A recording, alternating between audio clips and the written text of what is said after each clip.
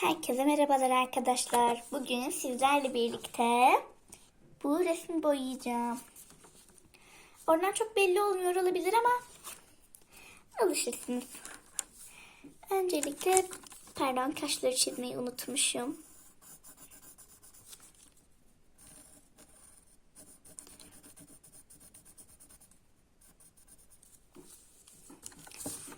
Tadam, işte kızım burada. O bir ballerin bir kız. O yüzden böyle birazcık şık çizdim. Şimdi dudaklarıyla başlayayım. Bu mu? Bu mu? Kırmızı mı? Bence pembe olsun.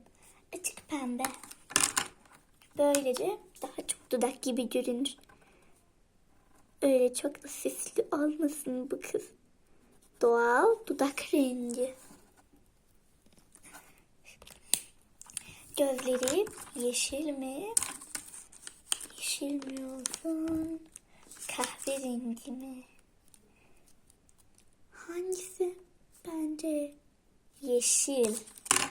Yani ben mavi gözü de çok severim. Kahverengiyi de, benim gözlerim kahverengi.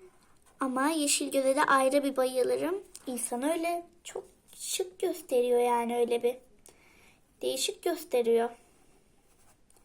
Yani ben hayatımda yeşil gözlü bir tanıdığım yok.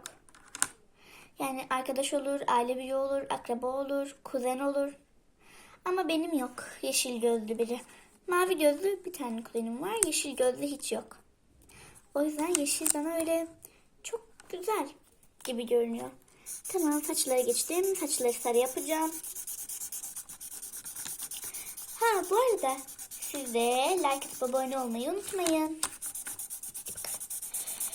Ay.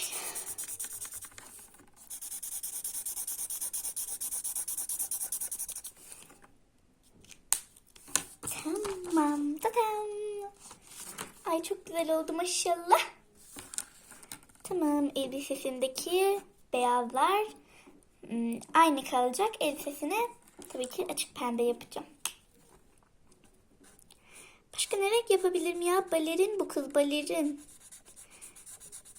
Yani öyle güzel gözüksün diye değil. Ama güzel gözüksün diye yapıyorum. Hadi bakalım, hadi bakalım, hadi bakalım, hadi bakalım. Ah, yoruldum. Vallahi yoruldum ha. Daha elbisenin yarısını boyamadım. Oh, yarısını boyadım.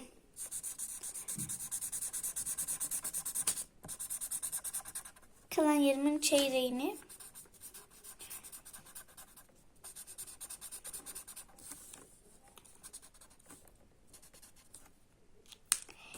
Ve elbisesi de tamamdır.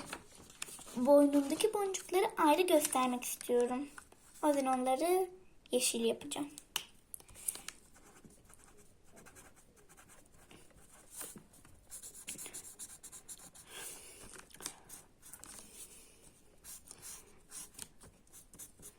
Boncuklar yeşil yeşil. Ay çok güzel. Ay çok güzel, bayıldım. Şimdi arkadaşlar turuncuyla da çil yapacağım. Öyle çilli çilli bir kız olsun. Çilli çilli.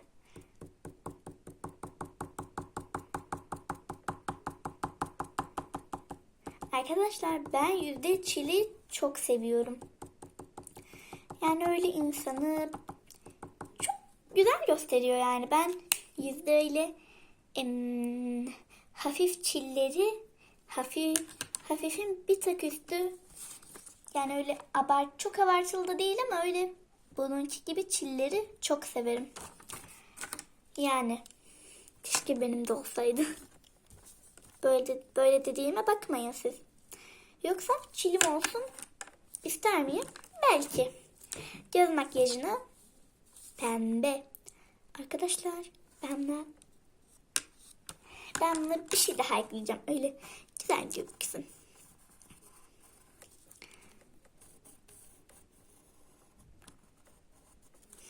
Tamam. Arkadaşlar bakın, gözlerine bir şey ekledim. Eyeliner çektim. Gözlerine eyeliner çektim. Şimdi sırada ne var? Göz makyajı. Koyu pembe gibi bir şey mi? Açık pembeye çok yakın bu. Hatta açık pembemden daha güzel boyuyor. Tamamdır. Benim boyamam bitti. Şöyle göstereyim size.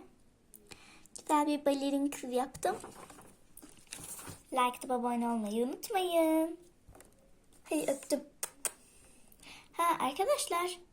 Bu arada size en son çizdiğim resimleri de göstermek istiyorum. Araya karışsın onlarla. Birincisi bu kız. Şöyle göstereyim.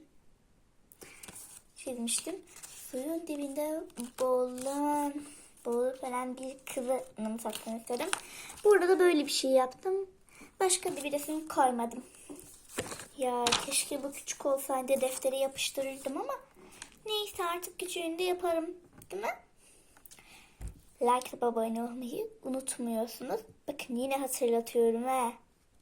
Öyle dediğime bakmayın siz. Hemen like atıp abone olun. Daha fazla söyletmeyin. Hadi bye. Bye. Bye bye. Allah. Affedersiniz. Görüşürüz.